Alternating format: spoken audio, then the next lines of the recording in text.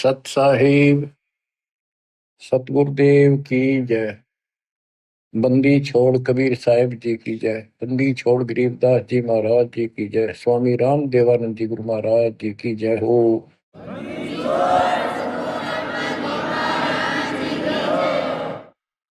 सर्व संतों की जय, सर्व भक्तों की जय, धर्मी पुरुषों की जय।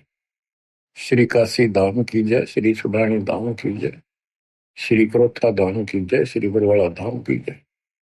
सत साहिब परम पिता परमात्मा कबीर जी की असीम रजा से आपको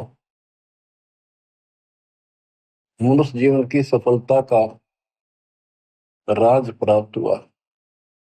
रहस्य, यथार्थ, अध्यात्म ज्ञान, सत्य भक्ति।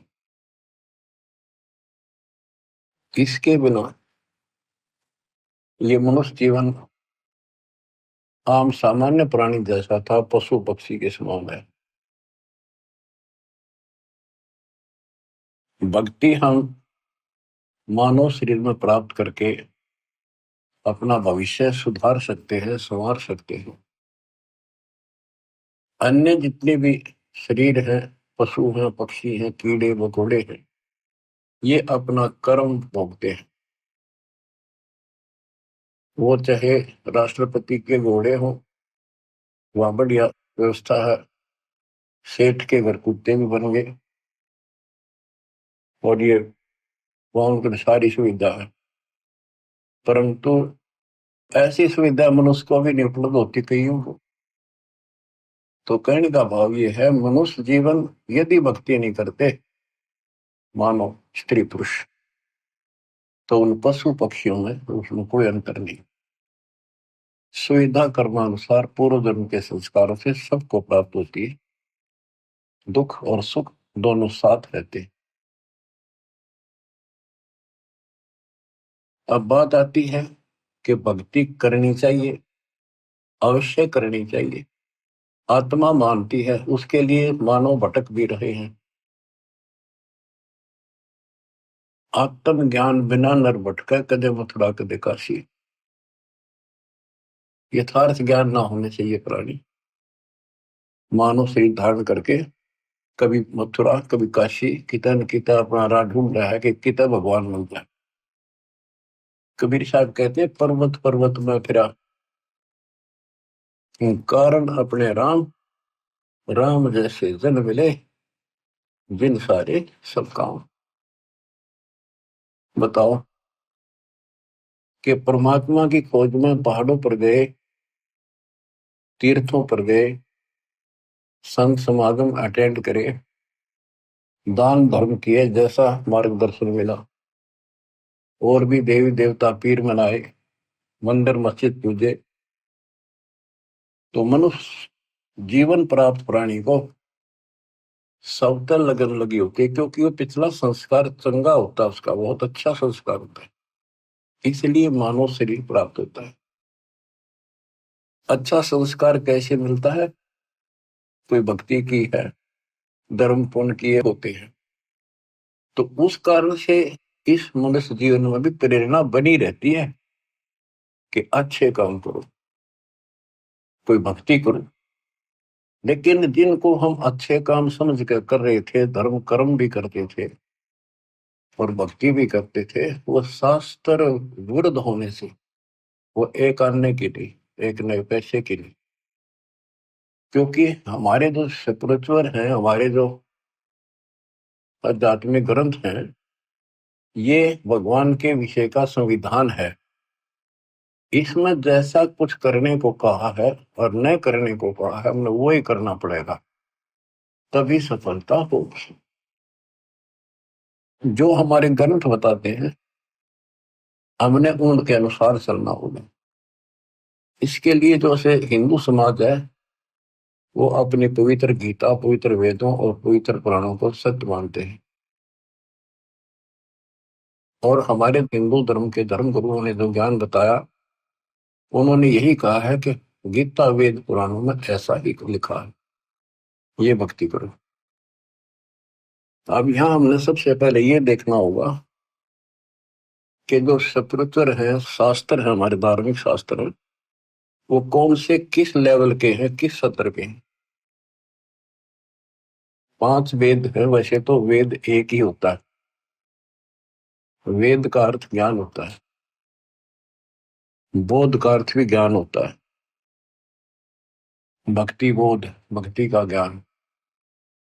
वेद, वेद का अर्थ ज्ञान। सूक्ष्म वेद यानी सवसम वेद, जो भगवान ने सब अपने मुख से बोला होता है, उसको सवसम वेद, सूक्ष्म वेद बोलते हैं। ये कंप्लीट, इसके अंदर कंप्लीट मार्गदर्शन है। ये कंप्लीट है, संपूर्ण है। यह वेद परमात्मा ने, जब हम अपने कर्म छोड़ कर यहाँ पृथ्वी पर इसके साथ आगे, इसके ब्रह्मांडों में, जब तक हमारी पूंजी रही तो हमें सारे ठाठ दिए इसने, आप भी लूटता रहा। और जब हमारी पूंजी लाए थे वह खत्म हो गई, हमें पटक दिया धरती पर, फिर कमाओ और फिर ऊपर आओ। आपको मैं बार बार बताता हूँ, ये कोई बच्चों की कहानी नहीं है, ये सत्य से परिपूर्ण है और आपने इसको सत्य मानना होगा। एक मूर्ख लड़की अपने घर से पैसे निकाल कर, 30-40 सोना अपने घर से निकाल कर उसकी शादी के लिए घर वाला ने तैयार कर रखा, और एक दुष्ट के साथ भाग दी। जब तक वो पैसा वो लेकर आई थी, वो खर्च नहीं हुआ इतने, तो वह सर पर रखी। फिर उसकी दुरुस्ती करके जा कमा और खा, दारू पीवे, मांस खावे, और वह मजदूरी करने लगी, वो उसकी ग्रहणवटी करे। तो वो दशा आपकी है, आप मानो से मत मानो, मानना पड़ेगा क्योंकि आप भक्त हो गए। 100 की 100 सच्ची है। अब यहाँ मजदूरी बता रखी है, इतना करो, दान करो, यज्ञ करो, बस नाम जपो तो उठपटांग जपो, जो मोक्ष ना दे, और घने करो तो ओम जपो, फिर हरे कृष्ण राधे श्याम ये दूध भेज रखे, सारे नकली नाम बताइए। इसके आधार से स्वर्ग जाओ। स्वर्ग एक होटल है, वहां आपकी पूंजी ऑटोमेटिक ऑनलाइन जमा रहती है। आप जैसा वहां खाते पीते मौज करते, ऑनलाइन पैसे कटते रहते हैं। उस होटल का चार्ज अलग से होता है, और सुविधा जो आपको देते उनका चार्ज साथ होता है। जैसे वहां कोई खाने की चीजें लेते हैं, 10 रुपए की 20 में देते हैं होटल में। क्यों, हमारे आदमी जहाँ पैसे गणे होते हैं, उन्हें क्या लेना देना कितने गिराको। तो ये दुर्गति आपकी यूं की हो रही है, आप विचार करो इन बातों पर।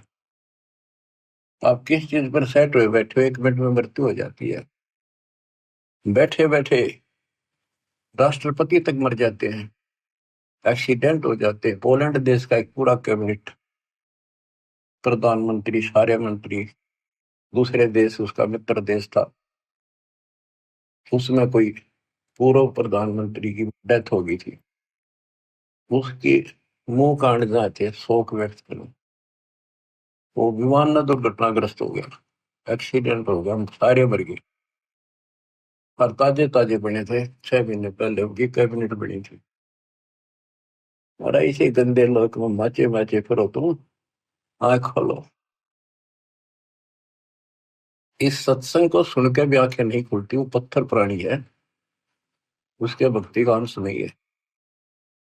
वो इंसान भी अच्छा नहीं, तड़प जानी चाहिए, तड़पला जानी चाहिए आत्मा को, पिता का मर गया, वो किस पे फंस गया।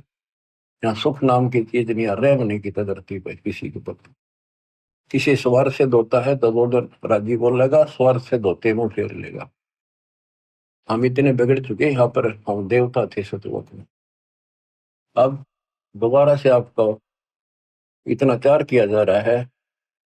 पहले तो पशु तो मनुष्य बनाए, बीड़ी शराब मांस तम्बाकू गटबड़ बकवाद करते फिरते थे, वो छुट्टी, फिर ज्ञान सुना के देवता बनाए। अब इस भक्ति को ध्यान से सुनो, इस ज्ञान को ध्यान से सुनो। इसी तरह आत्मा का उबारा होगा, आत्मा में ज्ञान प्रवेश होगा, अपने आप ये सेट होती चली जाएगी। दास पहले पहाड़ी जाता था, पहाड़िया जैसे व्यवहार हुए बकवाद, स्कूल में जान लग गया, 5-6 महीने तो वही चले, फिर धीरे धीरे सेट होना पड़ा, और पढ़ते पढ़ते पढ़ते पढ़ते और छोटी सी पोस्ट भी ग्रहण कर ली। तो इसी प्रकार अगर हम इस मार्ग पर नहीं आएंगे तो हम नो के नो रह जाएंगे। तो कहने का भाव ये है कि ये आपके स्कूल की पीरियड है, ये सुनते रहो। आजकल तो सारी सुविधा हो रही है, रिकॉर्डेड लेक्चर फिर भी सुन सकते, पर सुना इसी लगन से जैसे अब सुन ले, भूल जाए आध घंटा जितनी देर सुने, सब क्या है ना, और ध्यान से सुने। तो प्रसंग चल रहा है कि हम यहाँ आकर फंस गए, तो इस काल ने हमारी दुर्गति कर दी कि इन्हें वापस नहीं जाने दो। इसको पता है कि हम उस परम पिता के अंश हैं, कबीर भगवान के, और माँ बाप को पता होता है उसका बेटा बेटी की तो दुख ही हो रहा हो, उसकी आत्मा तड़पती रहती है पार वैसे के नाम से। आपके लिए वो मालिक भटक रहा है, वो एज इट इज उस रूप में यहाँ नहीं आ सकता, क्योंकि वो नियम भंग होता है और ये घबरा जाएगा, और वो मर्यादा से बाहर की बातें है ना। था अगर कहता मैं चाहूँ तो 1 मिनट में धर्मदास इन सारा ले जाऊं, फिर इनके गाड्डू वही वही ना थे, वहां के टिके। अब इन दुखी हो लिए छक्के, कलयुग आ गया, और आने वाले समय में और दुर्गति होगी। अब चौथा युग आ गया, ये भक्ति करके भी छक लिए।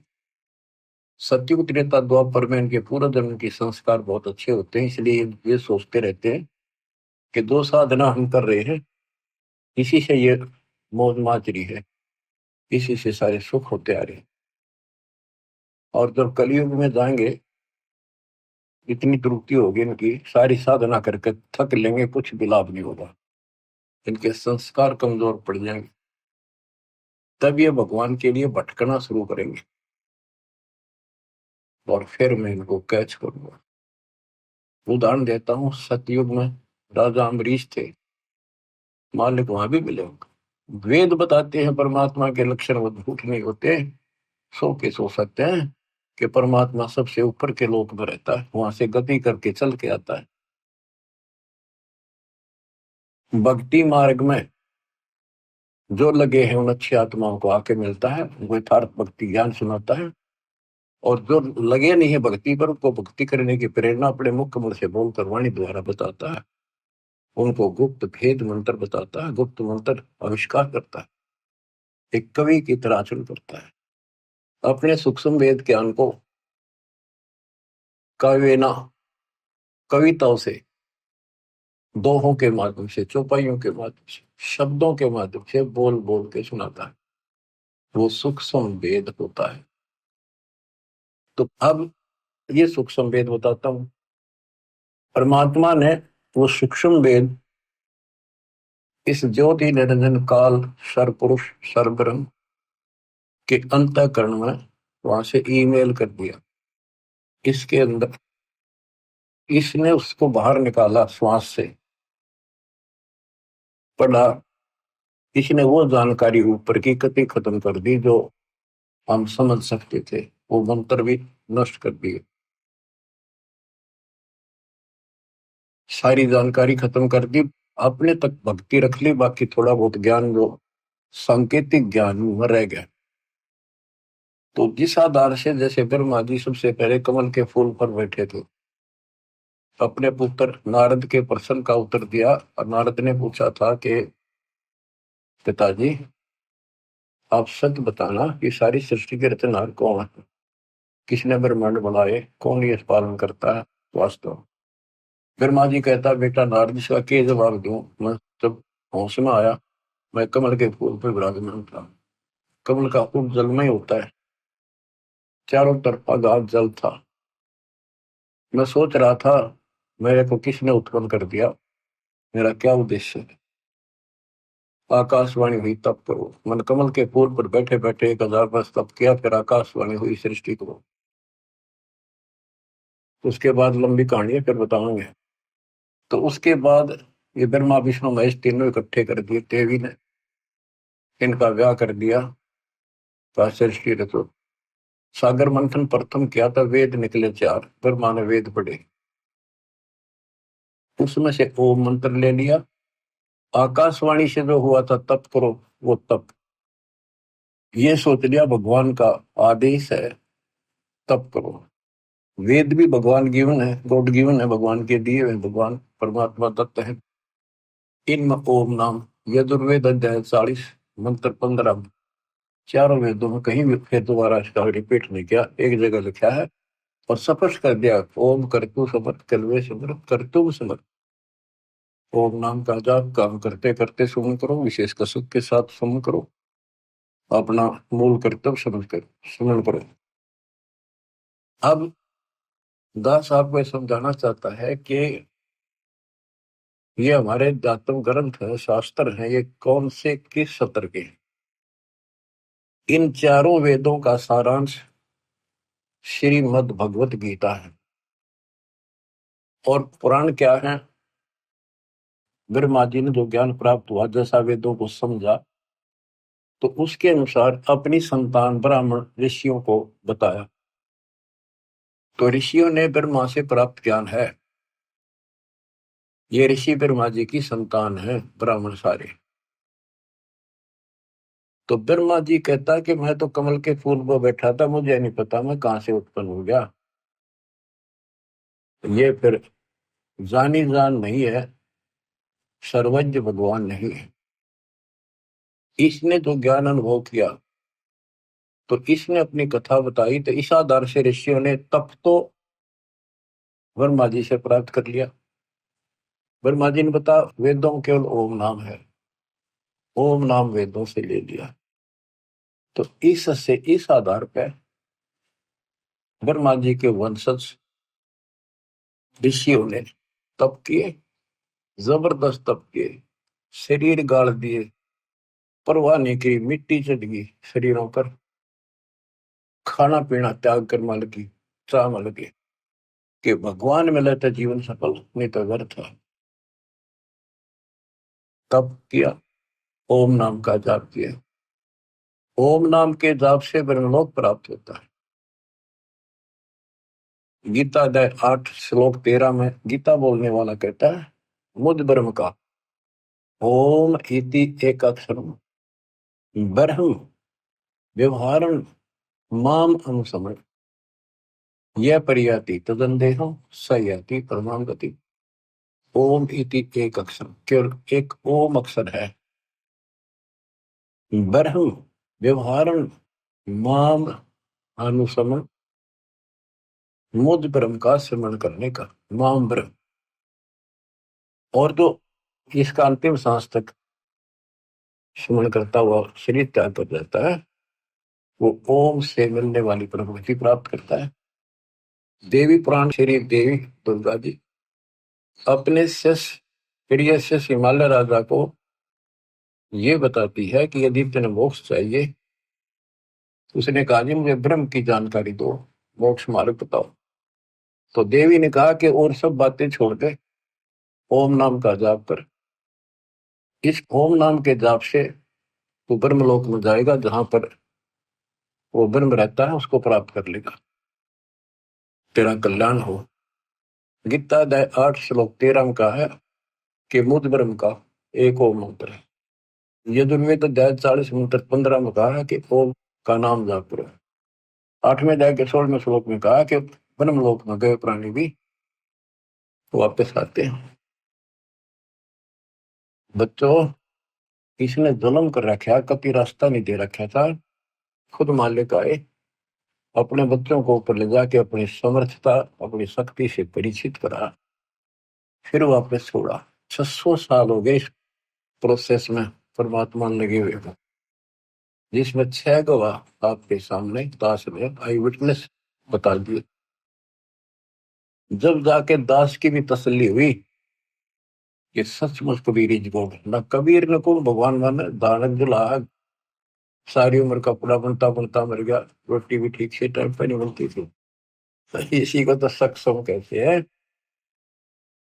उसने जरूरत ही नहीं था, सब कुछ संकेत पे है उसके। 18 लाख बाबा जी आगे चेला समेत, और सारी काशीनाथ जीव कितने आए, 3 दिन तक भोजन खवाए। वो एक कुटिया में बैठा था जब भी, घर में कुछ नहीं था।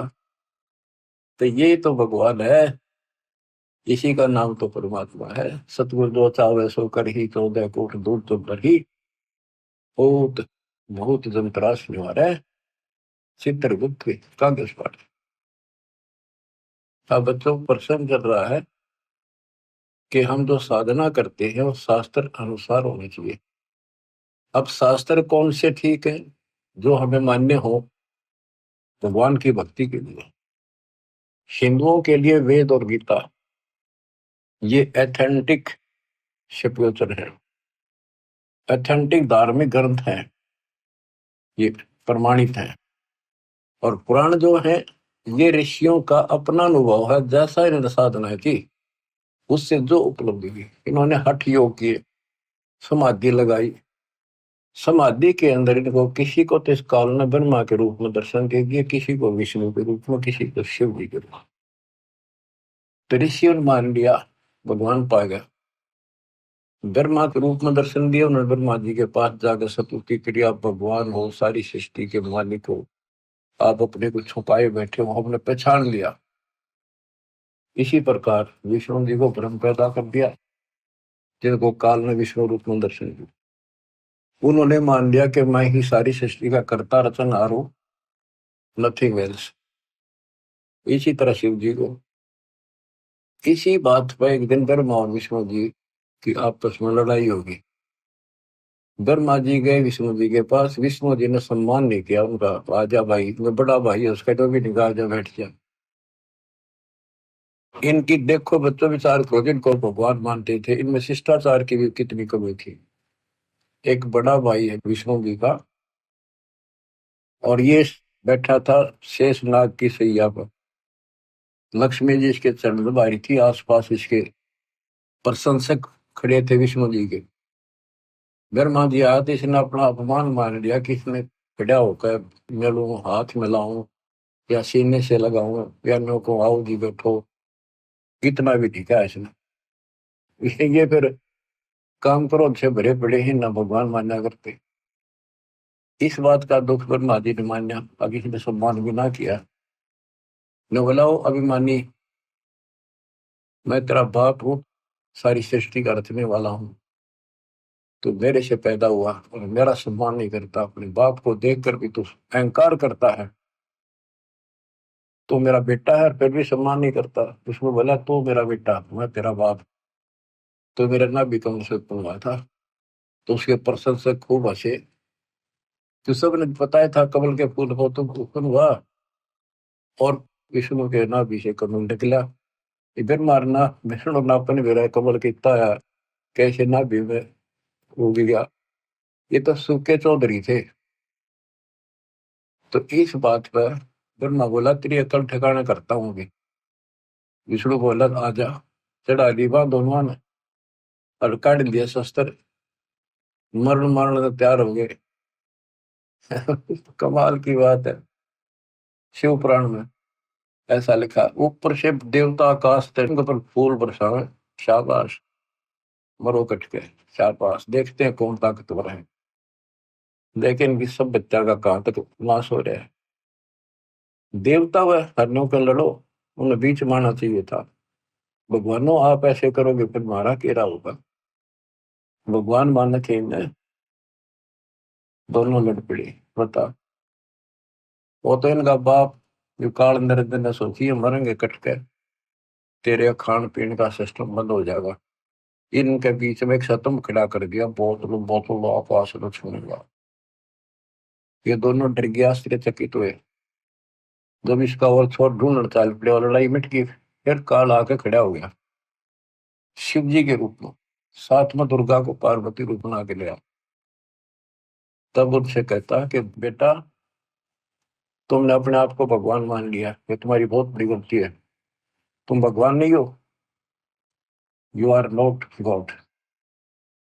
तब उसने हाथ जोड़ लिया और सुनो, तुम्हारे तप के प्रतिफल में मैंने तुमको एक एक जोग दी है, एक एक विभाग दिया है, रजगुण उत्पत्ति का ब्रह्मा को, स्थिति का विष्णु को।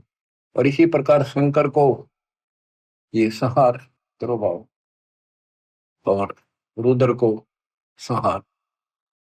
ये रुद्र और शंकर एक का है। देवता महाराज जब इसने तिरुभाव कहते हैं, आम आदमी महाराज जब इसको रुद्र कहते हैं। ये दो रूप बना लेता है। वैसे इसके 11 रुद्र हैं, 11 रूप बनाए थे इसमें। अब देखो, ये पुराण है, शिव पुराण के अंदर विद्वेश्वर संहिता के अंदर अध्याय है। इन पुराणों में लिखा है कि ये शिव रूप में आकर प्रकट हो गया। दो तो ये हो गए ब्रह्मा विष्णु, पुत्रों, उनको पुत्रों कहा। और इसी प्रकार शंकर और रुद्र, वो 4 अलग हो गए, हरियो 5वां। वैसे तो चौथा ही है। तो ये भी ना समझ पाए कि जो इनका बाप है, और ये नो कि इनका कोई माता पिता नहीं।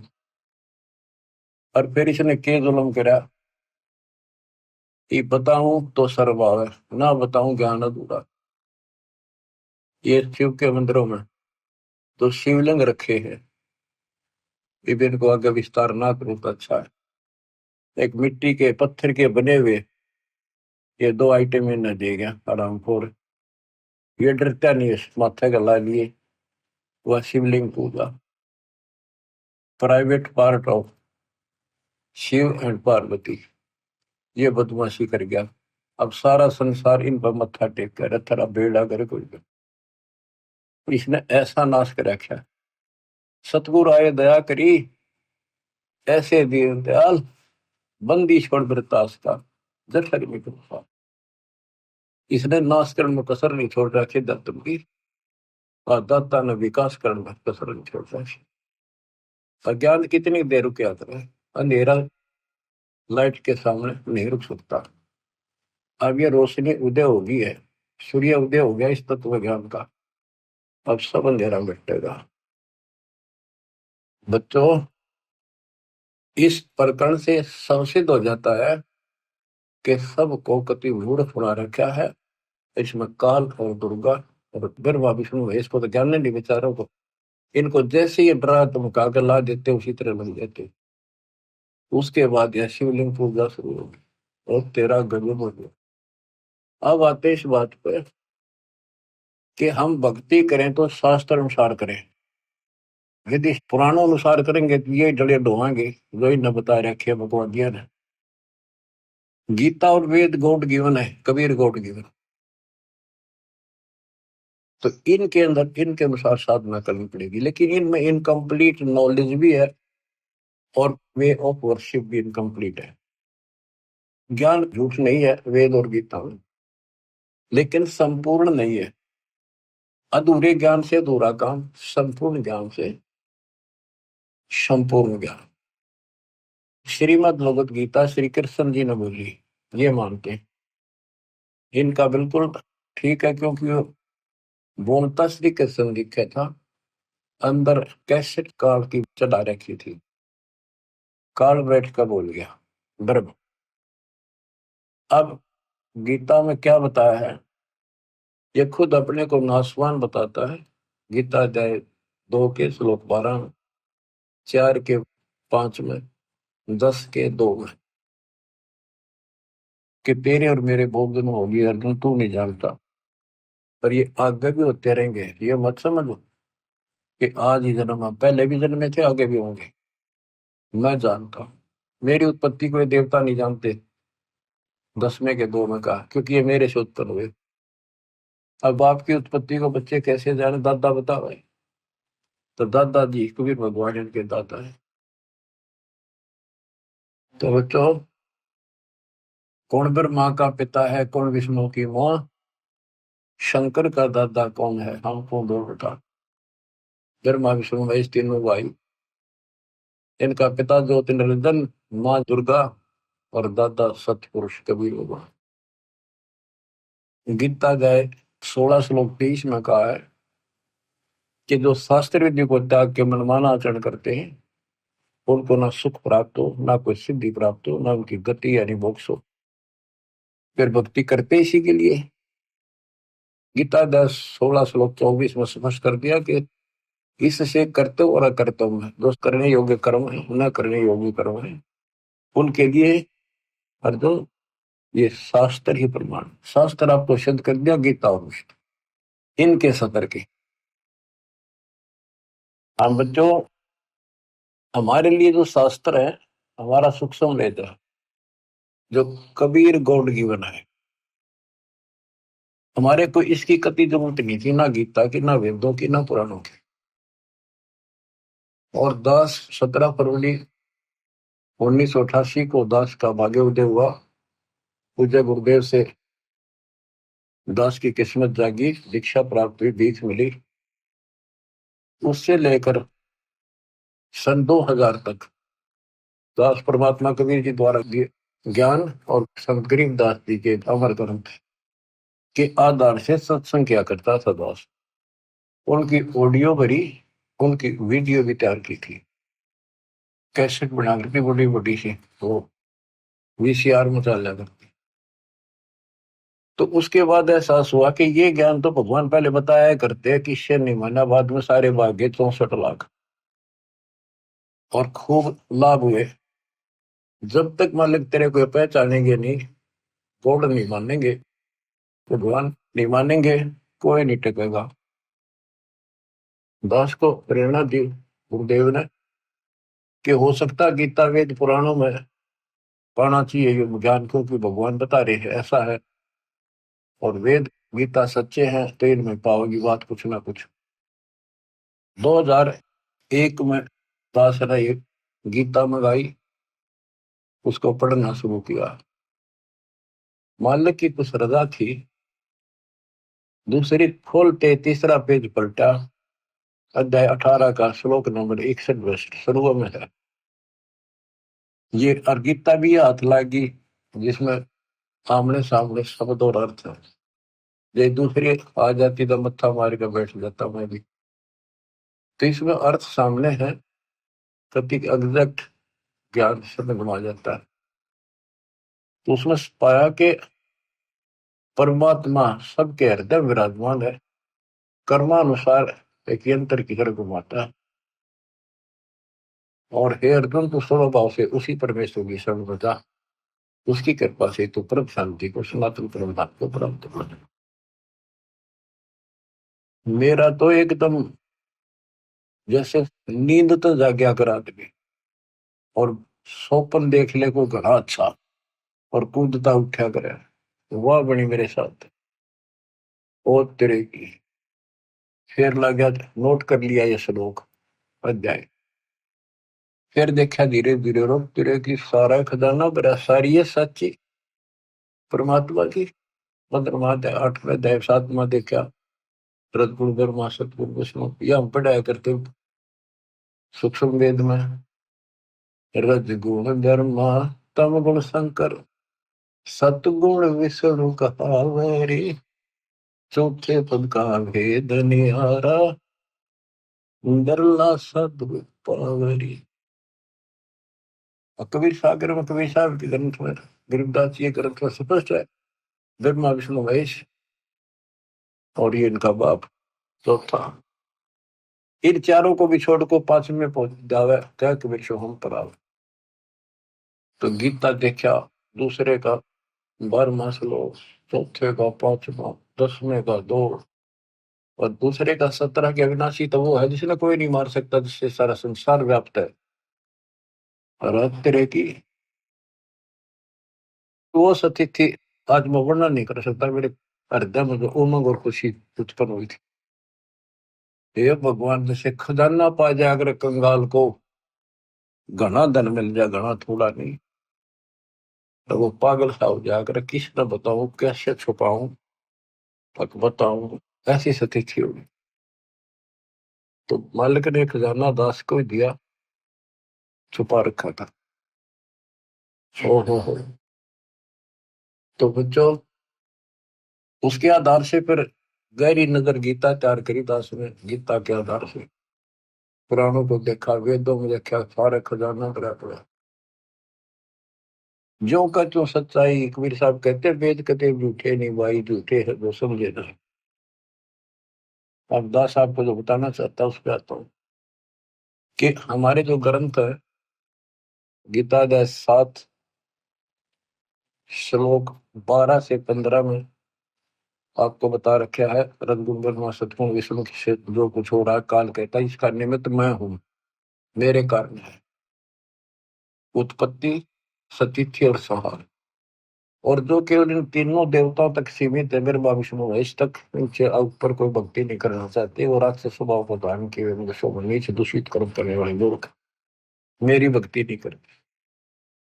और फिर गीता अध्याय 7 के 20 से 23 में अन्य देवताओं के बारे में बता, ब्रह्मा विष्णु महेश के साथ साथ, कि इन देवताओं को कुछ शक्ति मैंने दे रखी है, लेकिन इन मूर्खों का, अल्प बुद्धि वालों का ये ज्ञान गलत है, ये अक्षणिक लाभ मिलता है, ये नाशवान है ये फल।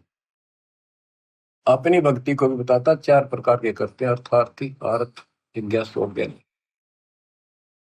ज्ञानी श्रेष्ठ माने क्योंकि ये मोक्ष चाहते हैं, इन्होंने मुझे सुप्रीम मान लिया, मेरे आधार पर ओम नाम का जाप किया, वेदों तक सीमित रहे, ये भी मेरे वाली अनुपमा गति में आश्रित है, इसमें आश्रित रहेगी। क्योंकि ऋषि मुनियों ने तप करे, ओम नाम का जाप करा, तब से राजा बन गए, ओम नाम से ब्रह्मलोक में गए, ब्रह्मलोक में जाकर फिर वहां पे सही जन्म मन बना रहा। फिर बताया कि खाक भक्ति हुई, जन्म मृत्यु मिटा नहीं, सतलोक गए, फिर वो पे लौट के नहीं आई, ब्रह्मलोक में गए, फिर आकर मरे, क्या फायदा उस भक्ति का। अब जो प्रश्न चल रहा है कि 7 में 18 में कहा है कि ज्ञानी आत्मा है तो उदार, पर मेरे वाली अनुत्तम गति में सचित है। 7 के 19 में कहा है कि बहुनाम जन्मनाम अंते ज्ञानवान माम प्रपद्यते, बहुत बहुत के अंत के जन्म में कोई ज्ञानी आत्मा मेरी भक्ति करता है, ना तो दूसरी भक्तियों में जीवन नष्ट कर जाते हैं। मेरी भक्ति भी कोई कोई ज्ञानी किसी अंत के जन्म में एकादे में भटक कर करता है, ना तो नीचे वाली देवताओं में भक्ति करते रहते हैं। वासुदेव सर्वमिति स महात्मा सुदुर्लभ है, ये बताने वाला कि वो वासुदेव सारी सृष्टि का रचने वाला, सबके ऊपर जिसकी सत्ता, जिसकी साहिबी, जिसकी सत्ता, जिसकी हुकूमत सबके ऊपर है, वही पालन करता है, वही उत्पत्ति करता है, वही कर्मों के मार से बचा सकता है, पाप कर्म नष्ट करता है, वो आयु बढ़ा देता है, उसकी भक्ति से मोक्ष प्राप्त होता है, ये बताने वाला महात्मा शोध है। गीता अध्याय 4 श्लोक 32 में कहा कि वो परमात्मा सच्चिदानंद घन ब्रह्म, इन्होंने अर्थों के भी अनर्थ कर रखे हैं, अनुत्तम का अति उत्तम कर दिया, वर्ग का जाना होता है आना कर दिया, अनुत्तम का अर्थ अश्रेष्ठ होता है उसको सर्वश्रेष्ठ कर दिया। यहाँ गीता अध्याय 4 श्लोक 32 में ब्रह्मण मुखे शब्द है, उसका ब्रह्मण का अर्थ वेद कर दिया, यहाँ लिखना था सच्चिदानंद घन ब्रह्म। गीता अध्याय 17 श्लोक 23 में ब्रह्मण शब्द है, उसका अर्थ वहां इन्होंने ठीक रखा है, सच्चिदानंद घन ब्रह्म। ओम तत्सत यानी सच्चिदानंद घन ब्रह्म की उपासना का केवल त्रिविध समर्थ है, 3 प्रकार से शिवन है इसका, 3 मंत्र का। अब आता हूं मैं चौथे के 32 में, उसमें लिखा कि परमात्मा अपने मुख कमल से, सच्चिदानंद घन ब्रह्म अपने मुख कमल से वाणी जो बोलता है, उस वाणी में ऐसा ज्ञान है जिससे सारे कर्म समाप्त हो जाते हैं, जन्म मरण मिट जाता है, सदा सुखी हो जाता है। उस ज्ञान को चौथे अध्याय के 34 में तत्वदर्शी संतों से पूछो। दंडोत प्रणाम करो, दंडोत प्रणाम करने से, निष्कपट भाव से, सरलता पूर्वक, नम्रता पूर्वक प्रसन्न करने से वो तत्वदर्शी संत तुझे तत्व ज्ञान का उपदेश करेंगे। उस परमात्म तत्व का, कौन से का, 18वें अध्याय के 62 वाले का, उस परमात्मा उसका ज्ञान होता है। वो कौन है? 7वें अध्याय के 29वें श्लोक में गीता बोलने वाले कहा है कि जो केवल जरा वृद्धावस्था के कष्ट से, बच्चों, वृद्धावस्था का जो दुख है ना, ये मृत्यु दे भूंगा है, मौत तो एक बार हो जाए, और यो कम से कम 20 साल मरे, फिर एनमाटी, कभी आंख दुख है, कभी चार दुख है, कभी टांग दुख है, कभी शुगर बढ़ गई, कभी बीपी बढ़ गया, उठा जाना बैठा जाना, कब्जी होगी, गैस में, तो सुना नहीं, रोए बैठ के। तो कर्महीन इंसान तो भक्ति नहीं करते, भक्ति करने वालों पर यह असर नहीं होगा, लेकिन मर्यादित रहेंगे तो। भक्ति भी कबीर साहब की अरदास के माध्यम से, कि वो केवल जरा मरण से छूटने का, मृत्यु से दुख से बचने के लिए केवल प्रयत्नशील है और कुछ नहीं मांगते। वो तत्परम से, सारे धातुओं से और सारे कर्मों से परिचित है। आठवें के प्रथम अर्जुन ने प्रश्न किया, किम तत्परम, तीसरे में उत्तर दिया आठवें के श्लोक में, तीसरे में वो परम अक्षर परम है। आठवें के 5-7 में गीता बोलने वाला अपनी भक्ति कहता है, मुझे भक्ति कर, मेरे पास रहेगा, जन्म मरण बराबर रहेगा अपना दोनों का। ये पहले अध्याय में सिद्ध कर दिया आपको। 8 में के 8, 9, 10 में कहा, सचिदानंद ब्रह्म की जो भक्ति करता है परम अक्षर ब्रह्म की, उसके पास होता है। 15वें अध्याय के चौथे श्लोक में कहा है कि तत्व ज्ञान रूपी शस्त्र से इस ज्ञान को काटकर उसके पश्चात परमेश्वर के उस परम पद की खोज करनी चाहिए, जहां जाने के बाद साधक फिर लौट कर संसार में नहीं आते। जिसने सारी सृष्टि की रचना की है उसी की भक्ति की। 15वें अध्याय के 17वें श्लोक में कहा कि उत्तम पुरुषत्व ने परमात्मा की उदारते हैं। उत्तम पुरुष, पुरुषोत्तम श्रेष्ठ परमात्मा तो कोई और है जो परमात्मा कहा जाता है, परमात्मा, और जो तीनों लोकों में प्रवेश करके सबका धारण पोषण करता है, वो अविनाशी परमेश्वर है। अब गीता यही समाप्त हो जाती है जब ये कहता है कि उस तत्व ज्ञान को किसी तत्वदर्शी शब्द से जाकर पूछो। मोक्ष उससे होना, जन्म मरण उससे मिटना, वृद्धावस्था का संकट उससे कटना, एक मालिक कुल का वही है। उसकी साधना कहाँ है, वो ना वेदों में। वेद कतेब, वेद ये 4 और 4 कतेब इन मुसलमानों की, ईसाइयों की, जबूर, इंजिल, तौरेत और कुरान।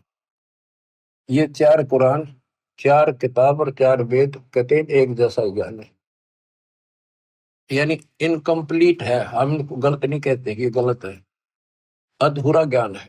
अधूरे ज्ञान तो फिर लाभ क्या होगा, अधूरा ही काम। अब आपको बताता हूँ थोड़ा सा पाक कुरान मजीद। देखो इसमें क्या बताया है, एक चैप्टर है, उसका नाम है अश-सूरा, और संख्या नंबर है 42, यानी सूरत अश-सूरा 42, आयत नंबर, श्लोक नंबर 1-2। आयत नंबर 1 पर प्रथम में लिखा है आ मीम। आ माने है, मीम माने मैं, है और मैं, ये 2 अक्षर अलग अलग, जैसे क, ख, ए, ऐसे है और मैं। फिर दूसरी आयत में लिखा है एन सीन काफ। जैसे हम पंजाबी सीखा करते थे, चौथी कक्षा शुरू हो जाती थी पहले पंजाबी, पंजाब ज्वाइंट था, हरियाणा और पंजाब एक थे। तो पंजाबी की हम जब वर्णमाला सीखा करते थे उसमें कहते थे कक्खा गग्गा दद्दा गग्गा, ईड़ा ऊड़ा सस्सा मम्मा, यानी कक्खा क, गग्गा ग, तथा तय, गद्दा द। तो कक्खा गग्गा, क ख ग, ऐसे सीखना पड़ता था। तो एन का अर्थ है ए, सीन का अर्थ है से, का अर्थ है क। ये वर्णमाला है अरबी की, एन ए, सीन से, का क, ए से क। इसके अनुवादकर्ता ने, पाक कुरान के अनुवादकर्ताओं ने ये लिखकर छोड़ दिया है कि इन 2 आयतों का अर्थ तो अल्लाह ही जान सकता है और कोई नहीं। ये क्या है, गीता अध्याय 17 श्लोक 23 में ओम तत्सत, ये 3 मंत्र। इनमें तीनों मंत्रा का पहला अक्षर है ए से क। जिनको तीनों मंत्र प्राप्त हो बच्चे आसानी से समझ जाएंगे। ये वो मंत्रों का केवल पहला पहला अक्षर लिख रखा है, इसको नथिंग। तो ऐसा कहते के हासिल होना था, ओम तत्सत से क्या हासिल होना था, अब इसकी एब्रीविएशन निकली सारी। अब इसको सारे से विस्तार से करा, अब पता चला ये सूक्ष्म भेद में पहले ही था। बच्चों आंख खोलो, दास कौन है? कबीर साहब कहा करते हैं कि भाई मैं सारी सृष्टि का मालिक हूं, मैं खुदा हूं, लेकिन कौन जाने से बात नहीं। दास कहता विश्व में एक नंबर का तत्वदर्शी संत दास है, नथिंग एल्स। इतना कह रहा हूं। अब पाक कुरान सूरत फुरकानी 25 में आयत 52 से लेकर 59 तक 52 से 59 में स्पष्ट किया है कि हे हजरत मोहम्मद, हे मोहम्मद, हे नबी, हे रसूल। कौन बोल रहा है? कुरान का ज्ञान देने वाला अल्लाह। कि ये काफिर लोग जो है कबीर अल्लाह को नहीं पूजते, इसके अतिरिक्त औरों को भी शरीक करते, दूसरे देवताओं को। तो इनके साथ संघर्ष करना कबीर के लिए, और इनकी बातों में नहीं आना। तेरी बात ना मानना, लड़ाई नहीं करनी, ते इनकी ना मानना, मेरी बातों में विश्वास कर। ये वही है जिसने 6 दिन में सृष्टि रची, 7 दिन तक पैदा बैठा। सृष्टि में सारी आगे उत्पत्ति, माता पिता भाई बहन सब, सारी नदी नाले तारे पृथ्वी स्वर्ग पाताल सब बनाया उसी ने। और वही पाप कर्मों को नष्ट करने वाला है, गुनाहों को अच्छी तरह जानता है। उसकी खबर किसी बाखबर से पूछो। तो यहाँ पाक पुराण भी यहाँ पर समाप्त हो जाती है। इसमें वो ज्ञान है ही नहीं उस अल्लाह का जिसने सृष्टि रची। तो ये गलत नहीं कह सकते किसी ग्रंथ को, लेकिन ये इनकम्प्लीट है। इनकम्प्लीट से मोक्ष नहीं हो सकता। मोक्ष तो संपूर्ण अध्यात्म ज्ञान से होगा, और वो तत्वदर्शी संत बताता है। इसमें स्पष्ट कर दिया दोनों पवित्र धर्मों की पवित्र शास्त्रों ने कि पूर्ण परमात्मा की जानकारी तत्वदर्शी संत बताते हैं। जैसे पाक कुरान सूरत अस-सूरा 42 में प्रथम आयत में हा मीम, हा का अर्थ है, मीम का अर्थ है मैं। जैसे हा मम्मा कखा पंजाबी की वर्णमाला ना, ये अरबी वर्णमाला है। और मैं, इसका अर्थ है हक मंत्र। हक मंत्र जिसके पहले अक्षर ये है एन सीन का। तो ये बच्चों, ये तो एक संकेतिक है। वेद कहते हैं जो तत्वदर्शी संत होता है वो सदग्रंथों के सांकेतिक शब्दों को विस्तार से खोल कर बताता है, उसका यथार्थ ज्ञान देता है।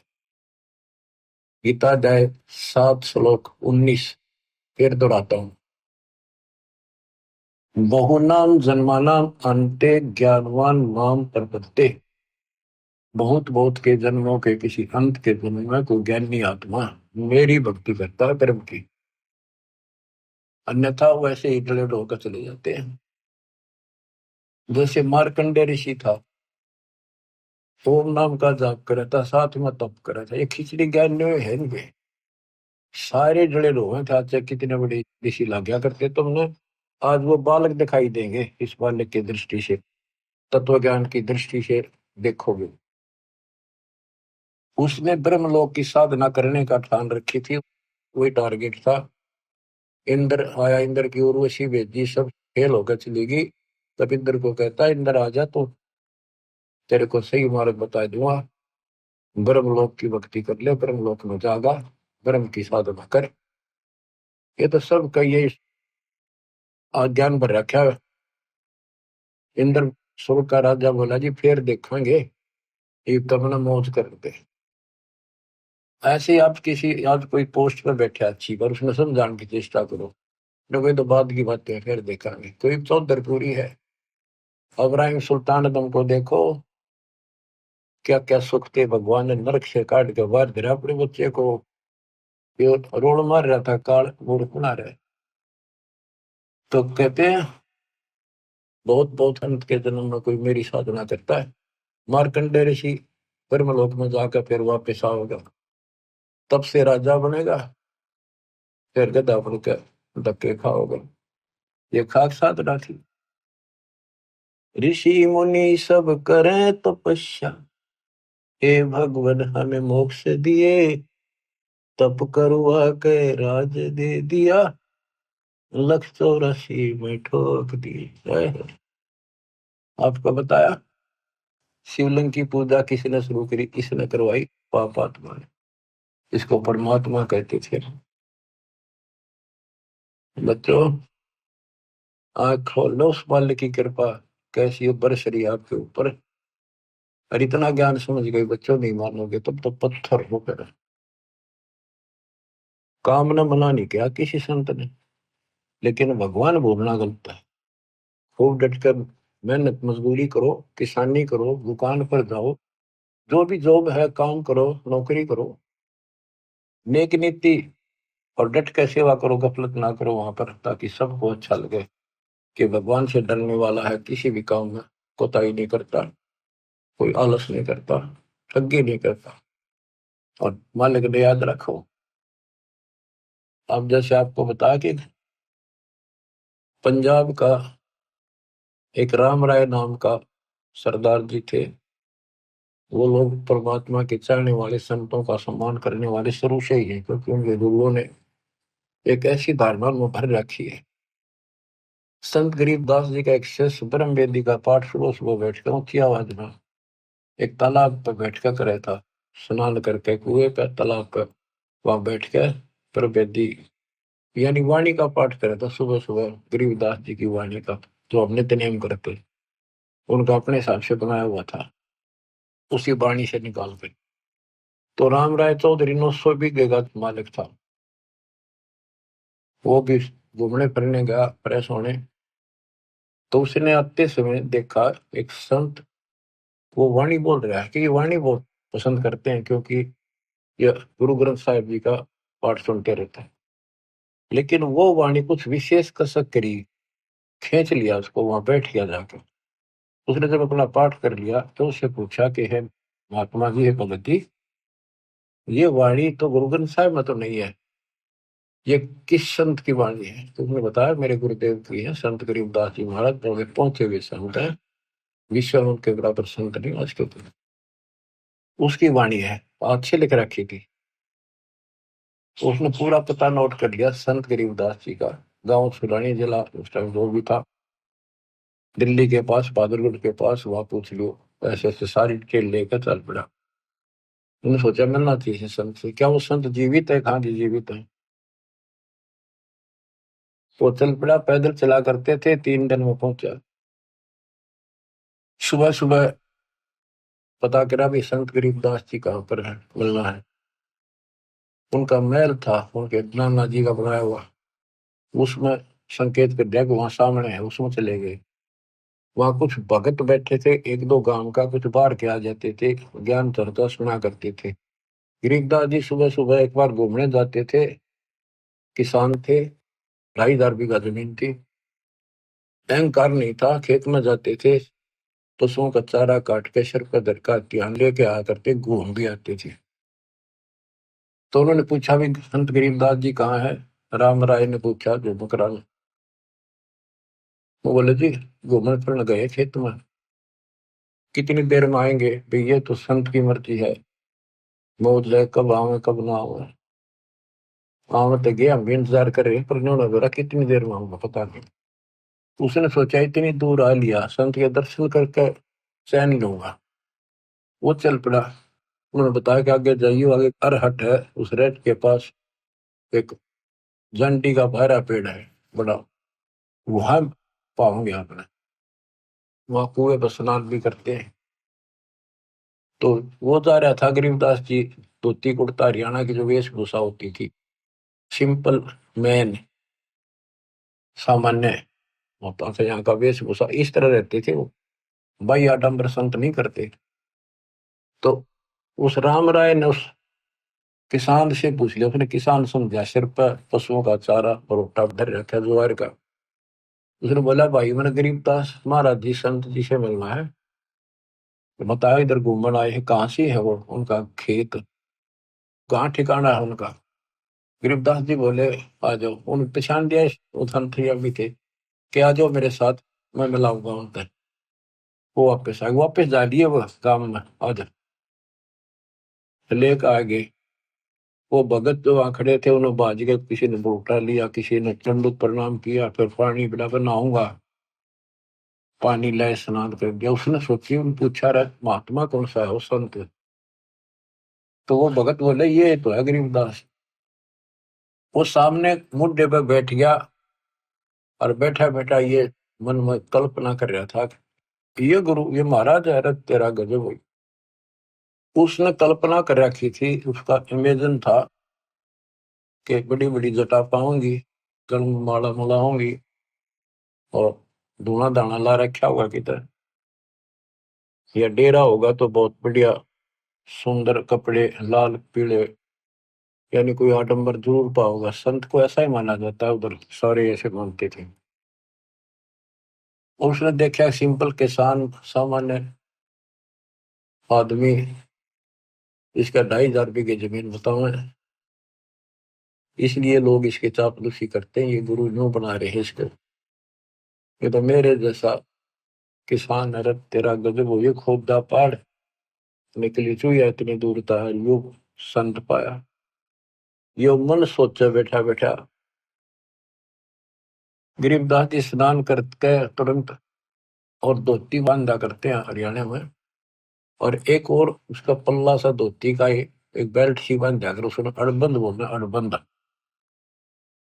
उसको बांधने के लिए तैयार हुए था, हाथ पे उंगली का चोट लाग रही थी, लीला थी दाता, पट्टी ही बांध रखी छोटी सी। तो राम राय से बोले भाई झुमक रहा, उसने अपना राम राय नाम बताया। परमात्मा बोले रहा झुमक रहा, ये इसका उर्फ नाम था। वो ऐसे चंचल माइंड का था, पूरा मतलब विश्वासी कम था, हर चीज में कोई न कोई पूछा ताछी अटपट रखा करता, तुर्क वितर्क ज्यादा करता था। झुमकरा डगमग से ख्याल का था, इस तरह उसको झुमकरा भी कहते थे। और वहां बैठे बैठे भी वो कल्पना इसी कर रहा था, यो किसा गुरु ये क्या हुआ फलाना है। झुमकरा का जब मैं उसे समझ गया कि मतलब बताया भी को नहीं, फिर भी उसने कहा कि भाई मेरी एक धोती बांध दे पल्ला, मेरा हाथ का चोट लग गई है। उसने उठ के और वह गांठ लाई, और धोती शरीर के मां के निकल कर धोती में गांठ लग गई। तो उसने फेर खोला जल्दी, दूसरा फेर ऐसे किया, तीसरा फेर ऐसे करा, वो गांठ फिर शरीर के अंदर से निकला हुआ। तो गरीबदास जी बोल रहे झुमक रहा, मैं तो तेरे जैसा किसान हूं, या गांठ ना लगती क्या बात होगी। ऊपर देखा, विष्णु रूप धारण कर रखा, क्योंकि वो पुजारी विष्णु का था बेसिक, वो बने हुए थे सिख। लेकिन ये जैसे वहां पर 125 गांव गुजरा के वो सारे सरदार को वहां है, और वो रामकृष्ण के पुजारी हैं ज्यादा से ज्यादा, और गुरु ग्रंथ साहिब का भी सम्मान करते हैं, पाठ भी करवाते हैं। तो कहने का भाव है कि वहां पर वो पैरा में पड़ गया कि भगवान माफ करो, मैंने बहुत अच्छी कुंडी कह दी। फिर वो उसी रूप में आ गए, गरीबदास रूप में, और बैठ गए, फिर चर्चा शुरू हुई। सारा ज्ञान समझाने के बाद वो राम राय कहता है भगवान मैंने सारा घूम लिया, ये ज्ञान नहीं पाया। गरीबदास बोले पाओ भी को नहीं। सब गीता का मूल है राई झूमक राह, ये सुख संवेद समूल सुनो राई झूमक राह। तत्व ज्ञान कोई ना कहे राई झूमक राह, ये पैसे ऊपर नाच सुनो राई झूमक राह। कोटों मध्य कोई नहीं रे झूमक राह, अरबों में कोई गर्क सुनो राई झूमक राह। बच्चों, उनको पूरा ज्ञान बताया कि करोड़ों में नहीं पाओ तुझे इस ज्ञान को बताने वाला, अरबों में। उसमें संत गरीबदास जी थे, केवल संत गरीबदास जी थे पूरे विश्व में एक रिश्ता तो वेद जाने वाले। लेकिन वो डिस्क्लोज ठीक से नहीं करना था, उन्होंने लिखवा के सारा, आज ये आपके लिए खजाना आज खोलना था। अब कलयुग 5505 बीत गया वर्ष जब। तो बच्चों आपकी किस्मत देखो, जन्म ऐसे समय में, ये बच्चों का काम नहीं, सामान्य बात नहीं है कि ऐसे संस्कार बनाना ही मालिक ने बनवाए। तेरा कितने युगों से आपको संवार संवार कर प्रेरित कर करके चार्ज करते ला रहे, और आज आज ऐसे समय पर आपको ऐसे समय पर जन्म दे दिया। सिर्फ आने वाली संतान परमात्मा के बच्चे आपसे प्राप्त शरीर में वो तो बड़ी बुढ़ाई भगता होंगे। और बच्चों जिनके संतान नहीं है उन जैसा आज किस्मत वाला मैं नहीं मानता धरती में, तो समाज कुछ करो, क्योंकि अध्यात्म का जो पैमाना वो अलग है।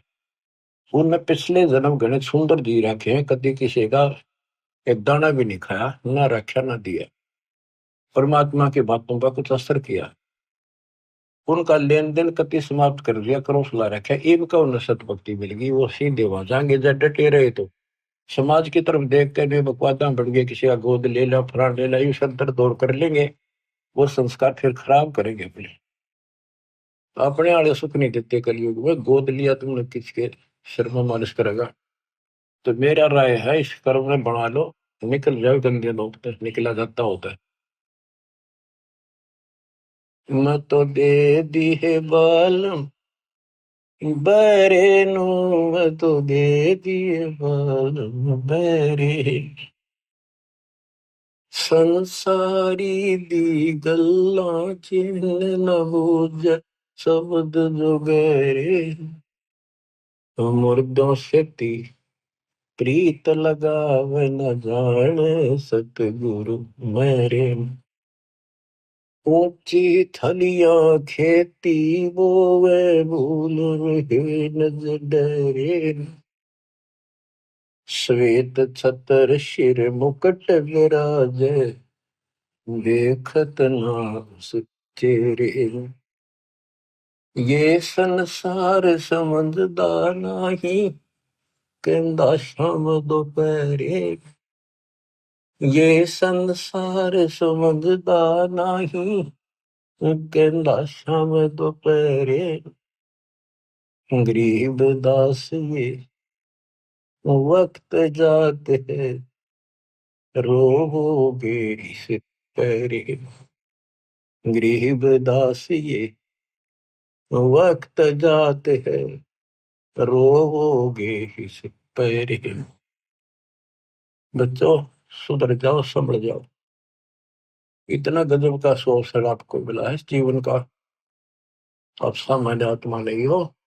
साधन से मस्करी चौरा नाल साल मल अखाड़ा जीतेंगे युग युग के बाद। आप वो युग युग के माल हो, वो पहलवान हो इस भक्ति के खड़े, क्योंकि फाइनल गेम में आ रहे हो। सावधानी बरतना, मालिक आपको सदबुद्धि दे, हिम्मत दे, बुराइयों से बचावे, मोक्ष दे। सत साहिब।